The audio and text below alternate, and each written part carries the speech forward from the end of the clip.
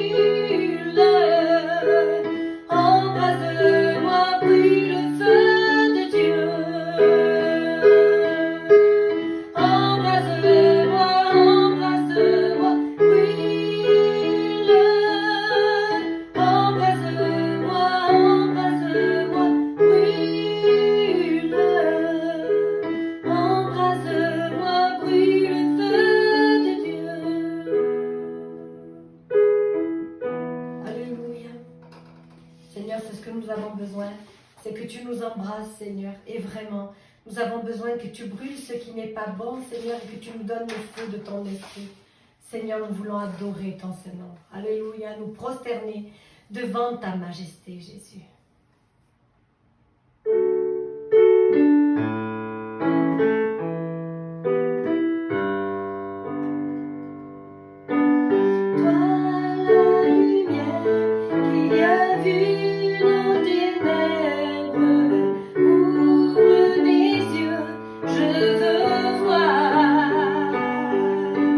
Grâce et beauté que mon cœur adore.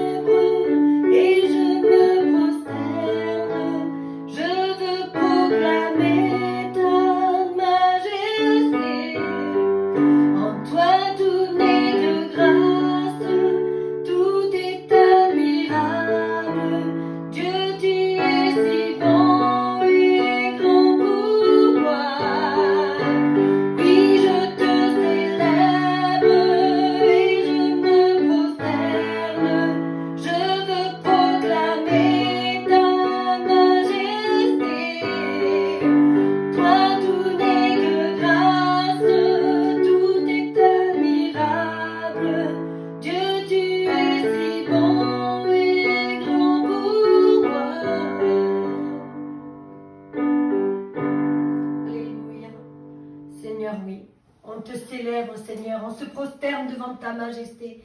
Et c'est vrai que tu es bon pour nous. Et Seigneur, nous voulons que tu parles à nos cœurs et que tu fasses encore du bien. Seigneur, conduis ta parole maintenant, afin que nous recevions de ta part Saint-Esprit. Oh, gloire à ton nom, Seigneur. Béni soit ton nom, Jésus. Amen, Seigneur. Amen. J'aimerais qu'on prenne un texte dans la parole de Dieu dans 2 Corinthiens 4, verset 16. 2 Corinthiens 4, verset 16. C'est pourquoi nous ne perdons pas courage, et lors même que notre homme extérieur se détruit, notre homme intérieur se renouvelle de jour en jour. Amen. Alors, mes frères et sœurs, j'aimerais parler ce soir de ce que nous sommes. Sommes-nous des enfants de Dieu? Appartenons-nous vraiment au Seigneur Jésus? Et avons-nous développé une réelle et puissante communion avec lui? Alors, peut-être vous vous posez la question, pourquoi est-ce que je dis cela? Parce que vous voyez, notre vie avec Christ ne dépend pas des circonstances, de notre beauté, de notre santé, de notre jeunesse. Je ne dis pas que vous ne devez pas prendre soin de vous, il faut le faire, c'est une bonne chose. Mais je vous pose cette question, est-ce que lorsque nous vieillissons, ou grossissons, ou changeons, ou sommes malades, comment est notre réaction, comment allons-nous réagir à ces choses-là? Alors voyez-vous, ce passage nous dit de ne pas perdre courage. Car bien sûr, parfois nous vivons des choses difficiles et il nous explique que même là où notre être extérieur se détruit, notre être intérieur se renouvelle. Amen. Alors pourquoi, je pose cette question, pourquoi parfois sommes-nous déstabilisés par les changements qui s'opèrent chez nous, alors que ce passage nous dit bien, nous explique bien, que même si certaines choses se détruisent en nous, ce qui est à l'intérieur se renouvelle de jour en jour. Rien ne doit nous empêcher dans notre communion avec le Seigneur, de grandir spirituellement dans la foi, encore et toujours. Alors je dirais, combien de fois demandons-nous au Seigneur, pourquoi est-ce que je vis cette situation? Et je pense que parfois, c'est normal de poser des questions au Seigneur, de demander pourquoi, parce que le Seigneur ne nous reprochera jamais de lui poser des questions sur les événements que nous traversons. Et j'aimerais qu'on voit dans sa parole un passage dans Job 24, verset 1. Job 24, verset 1. Pourquoi le Tout-Puissant ne met-il pas des temps en réserve et pourquoi ceux qui le connaissent ne voient-ils pas ses jours? Nous voyons, vous voyez, comme Job pose une question au Seigneur et des fois nous posons des questions au Seigneur et nous pouvons être étonnés que parfois il ne veuille pas nous répondre. Et ce qui est important de comprendre, c'est que nous sommes avertis dans la parole du Seigneur que le chemin est étroit et resserré. Donc, parfois on dit pourquoi alors que déjà le Seigneur nous a prévenus. Alors si au temps où c'est difficile, cela arrête notre chemin ou notre marche, c'est que nous n'avons pas entendu ce que le Seigneur nous a dit, nous ne l'avons pas compris. Et si nous ne devons parler au Seigneur, si nous ne devons croire au Seigneur que lorsque c'est facile, c'est que notre foi manque de profondeur et nous n'avons pas compris qui est notre Dieu. Nous devons savoir que les choses difficiles, les épreuves et tout ce que nous pouvons passer, n'est-ce pas, peu importe même quelle que soit la difficulté, notre être intérieur doit se renouveler de jour en jour. Alors vous pouvez me dire, oui, mais comment cela? Eh bien, écoutez bien, même si vous êtes dans la difficulté, c'est dans sa présence que votre être intérieur va se renouveler. Parce que nous ne pouvons nous contenter d'une foi que nous développons seulement quand nous sommes à l'église. Et ça, c'est vraiment très triste, où on écoute la parole, on chante, on prie, et quand on est à la maison, on referme notre Bible, on n'écoute plus de cantiques, et on prie seulement lorsque nous allons manger pour dire « Seigneur, bénis notre nourriture », ou avant de dormir, Seigneur, s'il te plaît, fais que tout se passe bien cette nuit, ou bénis cette matinée, bénis toute cette journée, voyez-vous. Ou alors lorsqu'on prie seulement aussi au Seigneur, parce que nous connaissons une difficulté, cela n'est pas suffisant. Amen. Alors, appartenir à Christ, c'est tout à fait autre chose. Et c'est pourquoi, lorsque notre être extérieur se détruit par les choses de la vie, notre être intérieur descend aussi pour ceux qui n'ont pas une vraie communion avec le Seigneur, parce qu'ils ne connaissent pas la force qu'il y a dans la présence du Seigneur. Amen. Nous sommes appelés, frères et sœurs, à vivre une vie nouvelle, enrichie de la présence du Seigneur. Et ça, tout le temps. Amen. Et cela va se voir parce que plus nous allons passer de temps dans la présence du Seigneur et plus nous allons déborder de l'amour du Seigneur et moins nous accepterons que le péché fasse quoi que ce soit en nous. Et vous verrez que nous allons voir ce que nous valons parce que la Bible est claire. Nous reconnaissons un arbre à ses fruits. Alors Job, c'était un homme bien, mais il lui manquait une chose très importante, la foi profonde.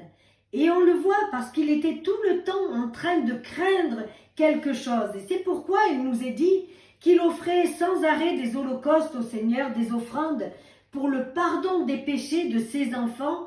Et il n'avait pas encore compris qui était le Seigneur dans sa vie.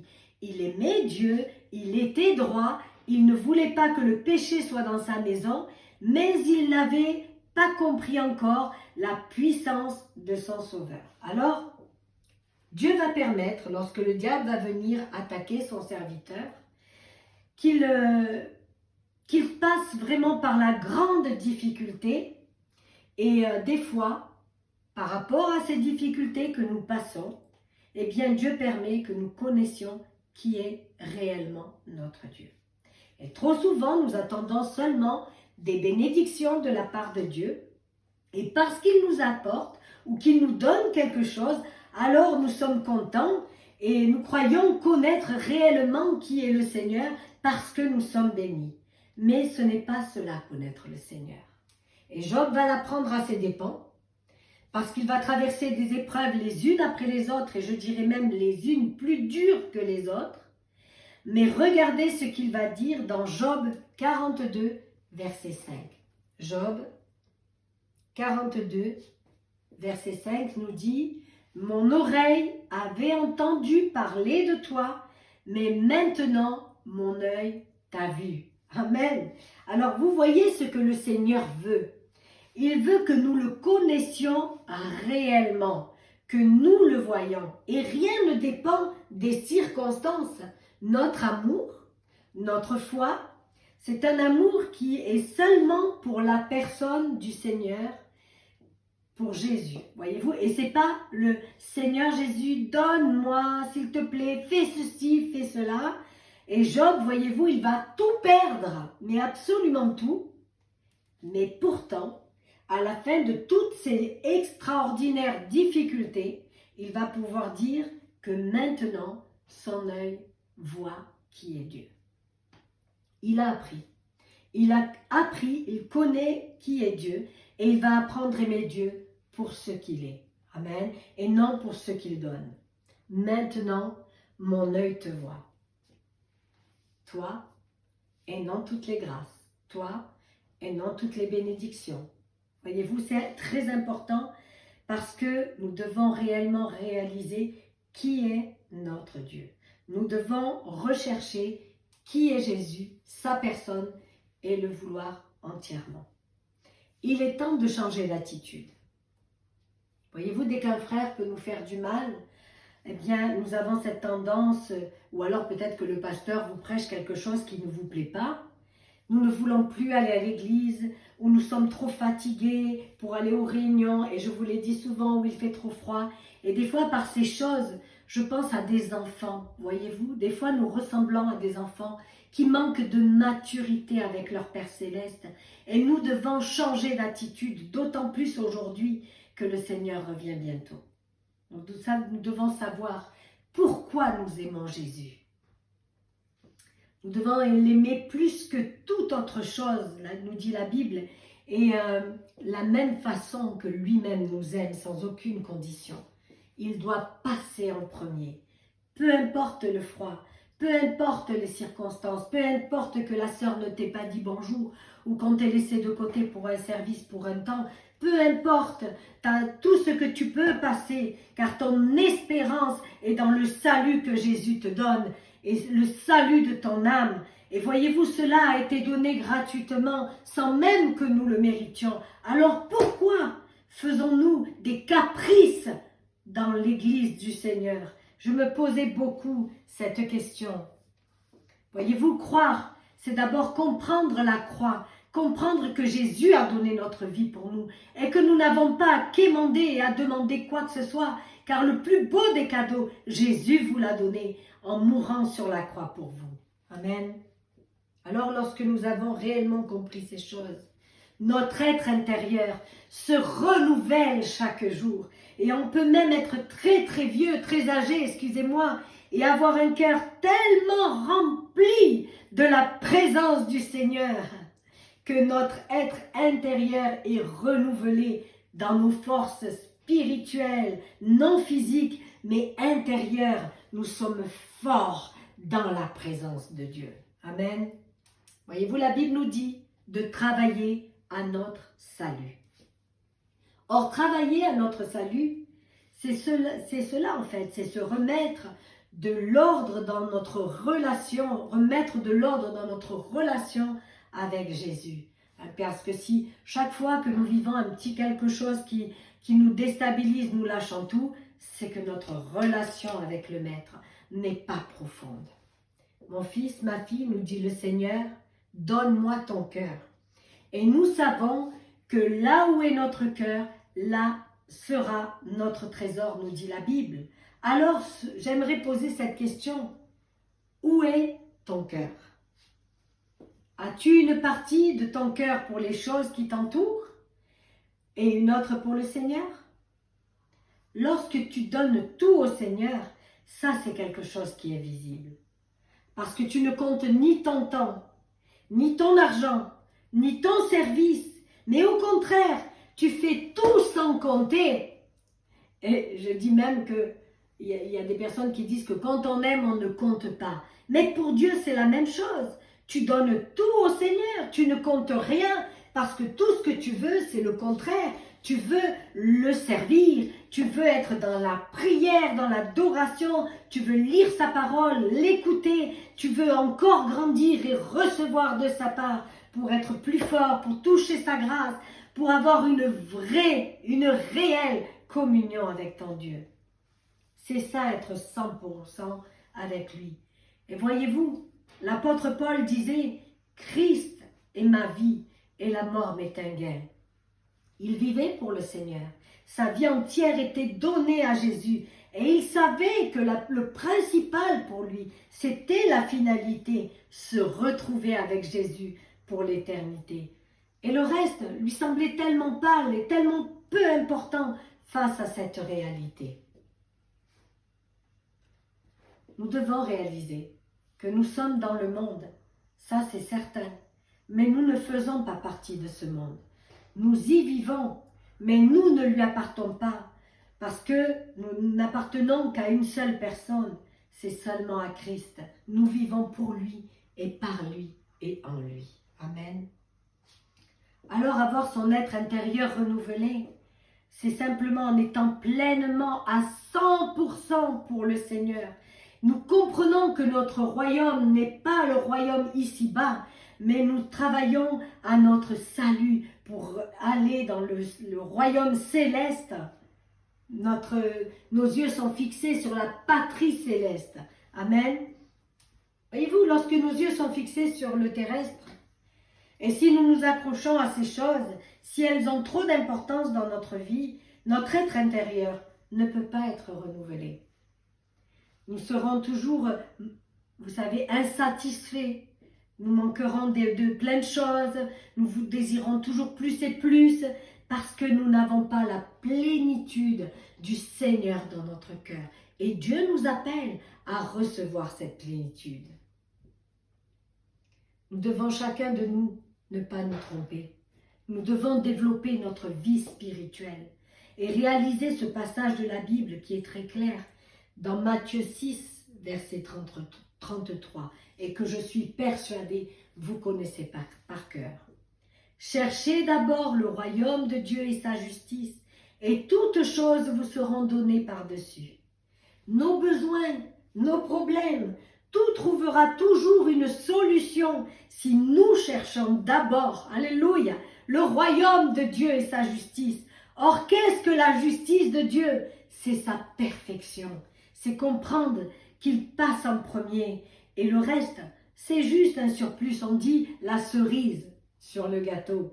Notre nécessaire, le réel nécessaire pour ta vie, c'est que Jésus prenne la place de ton cœur. Et nous devons travailler à cela et repousser les choses qui ne sont pas tellement importantes pour laisser remplir le Seigneur entièrement nos cœurs. Et vous verrez qu'il s'occupera lui-même de tous les projets, de toutes les choses dont vous avez besoin, parce que c'est lui qui vous dirige. Amen. Alors, j'aimerais juste pour terminer nous rappeler que nous vivons des temps particuliers, que nous vivons des temps difficiles, mais que ce n'est que la préparation de la future grande tribulation qui vient après que Jésus aura enlevé son Église. Mais ne nous trompons pas, Jésus viendra chercher les vierges qui seront prêtes, pas celles qui dorment ou sont partagées. Alors pendant qu'il en est temps, rechargeons nos lampes d'huile, je dirais les batteries spirituelles, et préparons-nous. Soyons renouvelés chaque jour dans notre intérieur par sa présence, par la relation que nous allons développer avec lui, que ce soit une relation profonde. Alors nous ferons partie de celles qui seront enlevées dans le ciel pour partir vers notre Maître. Et nous serons l'épouse de notre Jésus. Amen. Et croyez-moi, plus il sera ton essentiel, votre essentiel, et plus vous serez renouvelés intérieurement. Et cela, à n'importe quel moment de votre vie, facile ou difficile, peu importe, quand Dieu est à l'intérieur, plus rien n'a d'importance. Alors recherchons-le. Amen. Laissons-lui sa place, la plus grande, et nous connaîtrons tous la plénitude que lui seul peut donner. Amen. Prions ensemble. Seigneur, aide-nous à vraiment enlever toutes les choses du monde qui peuvent nous titiller, essayer de prendre ta place. Remettons chaque chose à sa place et en te donnant la première dans notre cœur. Seigneur, merci pour ta parole, parce que tu nous as donné le mode d'emploi pour être près de toi. Nous ne voulons pas, Seigneur, nous ne voulons pas que quoi que ce soit prenne ta place, Seigneur, mais prends la place qui te revient. Père, dans le nom de Jésus, bénis chacun d'entre nous, et si quelqu'un s'est égaré ou refroidi, va le visiter, va le réveiller, Père, afin que lorsque tu reviendras, nous puissions nous élever avec toi dans le ciel. Seigneur, gloire à ton nom, parce que nous ne sommes pas seuls, Seigneur, mais tu es avec nous. Alors, Seigneur, rends-nous bouillants pour toi, Seigneur, dans le nom de Jésus. Sois glorifié pour ta parole, Seigneur. Merci, Seigneur, pour ton amour, Jésus. Amen. Amen. Alors, quelques petites annonces. Je vous donne rendez-vous dimanche à 10 h à l'église et j'ose espérer que, comme moi, vous avez cette envie de retrouver la maison du Seigneur et que nous allons nous retrouver tous ensemble pour louer, adorer le beau nom de Jésus. Amen. Voilà, toutes les choses redémarrent. Je donne rendez-vous aussi au groupe de louanges, je pense à 9 h pour que nous puissions répéter avant le culte. Et je vous remets chacun d'entre vous dans la prière. Nous prions les uns pour les autres. Que le Seigneur vous bénisse. Rendez-vous à dimanche avec une grande joie. Amen.